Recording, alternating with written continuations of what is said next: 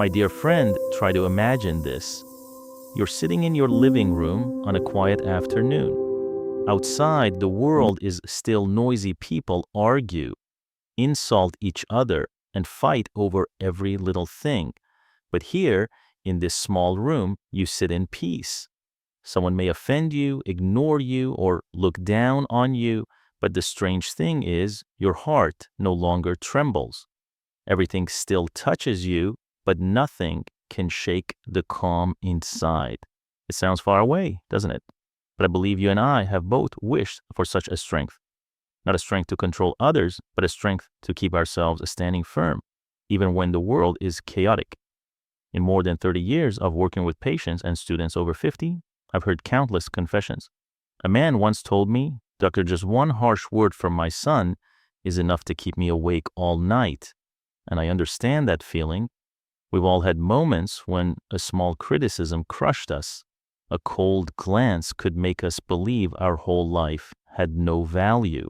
But the truth, as the Stoic philosophers taught thousands of years ago, is that no one can hurt us unless we allow them.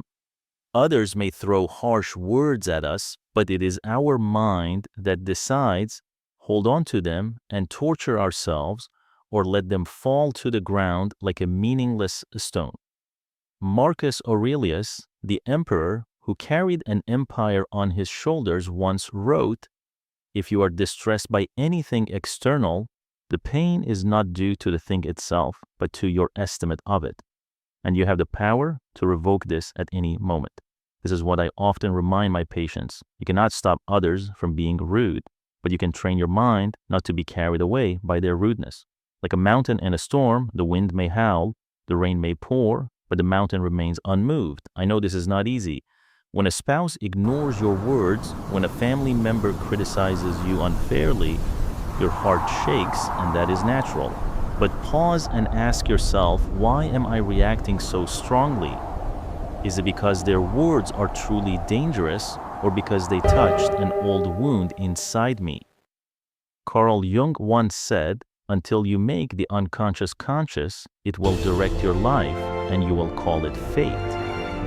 When we blame others for making us sad, we are actually handing them the keys to our emotions. And then we wonder why we keep getting pulled into chaos. Remember, you are not your anger, not your fear, not your wounds. You are the observer standing behind them all. Like the sky remains steady while the clouds pass by. Emotions are the same, they come and they go. The question is, will you identify yourself with the storm or with the sky? A woman once told me I realized that whenever my ex-husband said something bitter, I wasn't truly sad about his words. I was sad because they reminded me of my childhood, when my parents looked down on me. That is proof that present emotions often reflect old wounds. The Stoics had a practice, "I deeply value premeditatio malorum," imagining in advance the misfortunes that may come. Each morning, you may remind yourself, today someone may look down on me. Today someone may lie to me. It sounds negative, but in fact, it builds resilience. When it happens, you're not shocked or broken because you have trained for it. Like a soldier who doesn't only train on sunny days, but also in rain and storm. So when the battlefield comes, he's not surprised. Let me ask you, have you ever lost an entire evening because of one careless remark? Have you ever lain awake replaying an argument, inventing replies you wish you had said? That is not the life you deserve. That is you being robbed of your power over your emotions. And I am here to remind you, you can take it back, not by changing everyone else, but by training yourself to master your own mind. People often think peace comes when the world outside is quiet, when no one insults us, when no one hurts us. But true peace does not come from the absence of chaos. It comes from your inner strength, the strength to stand firm, to observe, and not to be swept away. Remember, you cannot control the wind, but you can learn to set your sails. You cannot stop others from speaking, but you can choose not to turn their words into wounds. And when you practice every day with silence, with compassion, with observing your emotions instead of identifying with them, You will feel lighter, freer. You will walk through this turbulent world without ever losing the most precious peace, the peace within your own soul. My dear friend, I know there's a question probably echoing inside you right now. This all sounds good, but where do I start? How can I really hold on to peace when I've spent my whole life reacting? The answer is this: begin with very small steps. Peace is not a gift someone hands you, it's like a muscle. You train it rep by rep in the gym of daily life. The one breath exercise. Whenever you feel triggered by a sharp word, by a dismissive glance, don't rush to answer back. Just pause, take a deep breath, and tell yourself, this is just a wave. It will pass.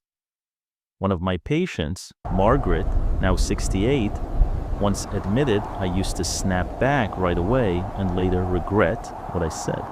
But after I practiced, pausing for one breath, I finally had time to choose my response, instead of being dragged along.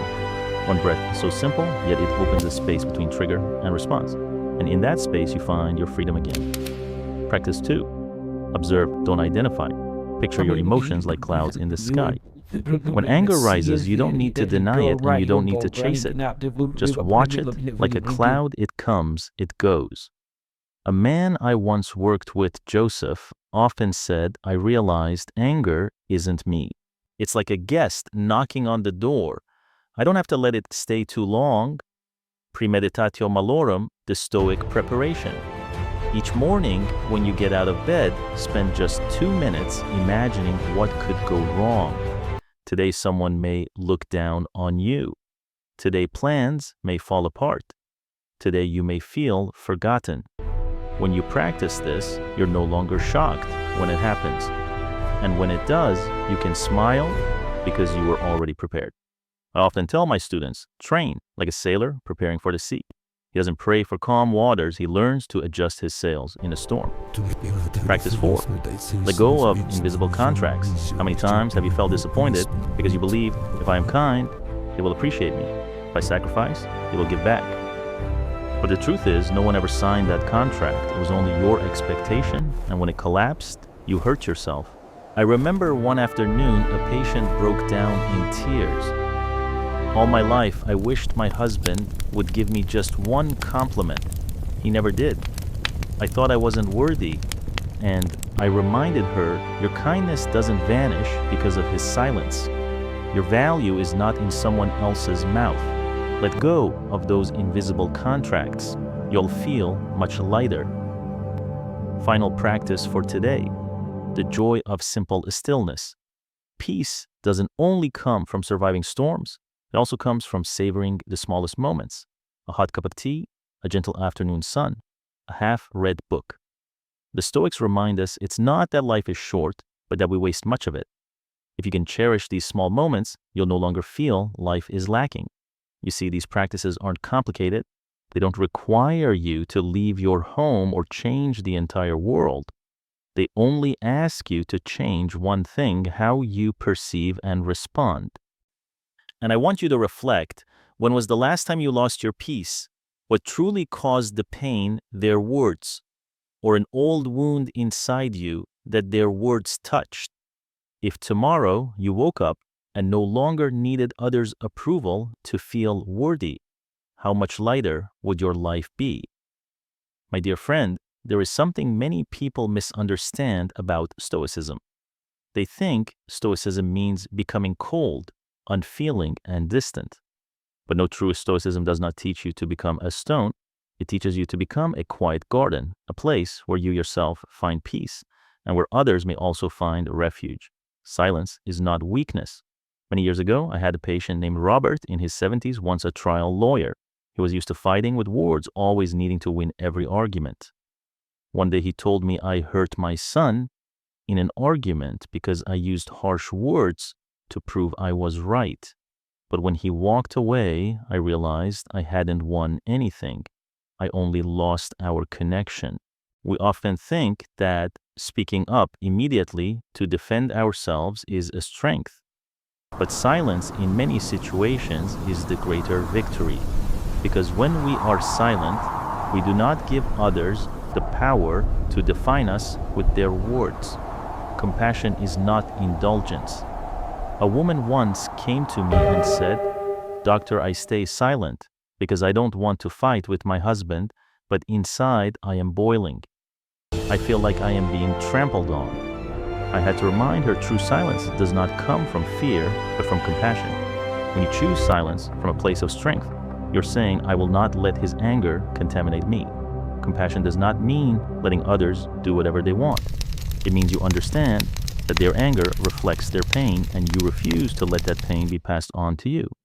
Silence and compassion are two arms that hold each other. Imagine you are at a family gathering. A relative says something condescending. Your ego wants to strike back immediately, but if you pause, stay silent, take a deep breath, and remind yourself he's only speaking from his own pain, not the truth about me, then you have transformed a toxic moment into a moment of training. Seneca once wrote, "We suffer more in imagination than in reality." When you remain silent, you no longer have to imagine unnecessary battles. Modern science agrees with Stoicism. Neuroscience shows that when we react instantly in anger, the limbic system, the primitive brain, takes over. But when we pause for just a few seconds, the prefrontal cortex, the part responsible for reason and choice, has a chance to take control. In other words, silence gives your brain the opportunity to grow instead of reverting to survival instinct.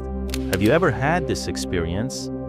A time you stayed silent instead of replying and later felt lighter. A time you chose compassion instead of anger and realized you held the power in your own hands. I believe those moments are the foundation of lasting peace. Peace does not mean you're never provoked.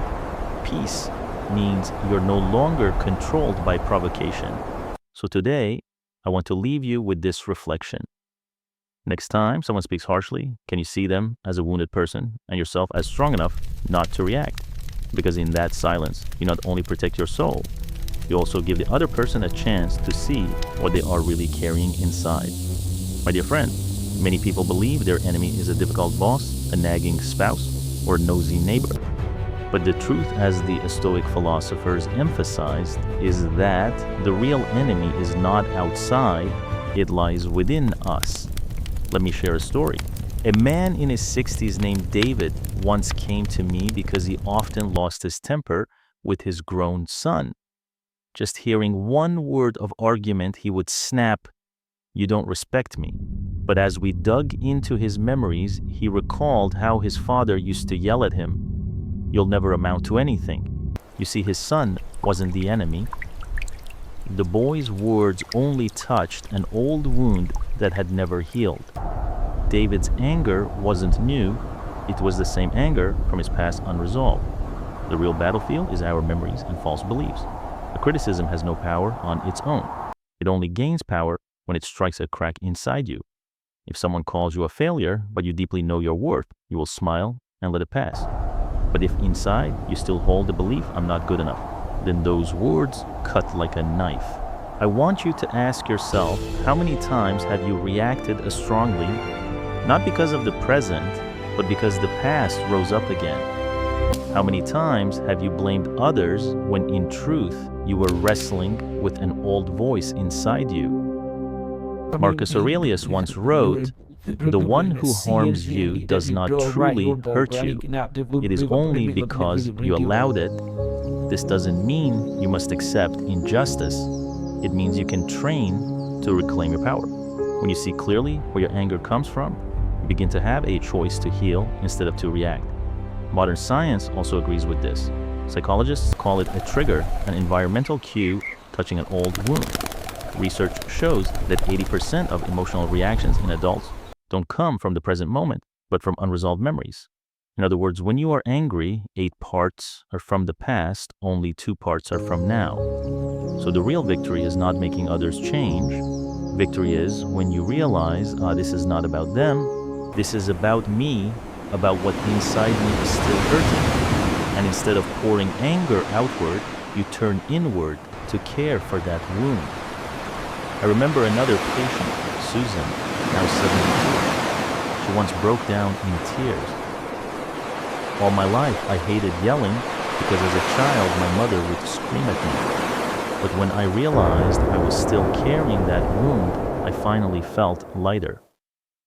Now, when someone raises their voice, I no longer tremble like before. You see, she didn't change the whole world, but she changed herself. And that is the greatest victory. So next time someone upsets you, I hope you pause and ask, is this really about them? Or is this about me, about some wound in me that hasn't healed? When you are brave enough to look inward, you no longer need the world to always be gentle with you, because you have learned to be gentle with yourself. And from there, the world slowly becomes less threatening.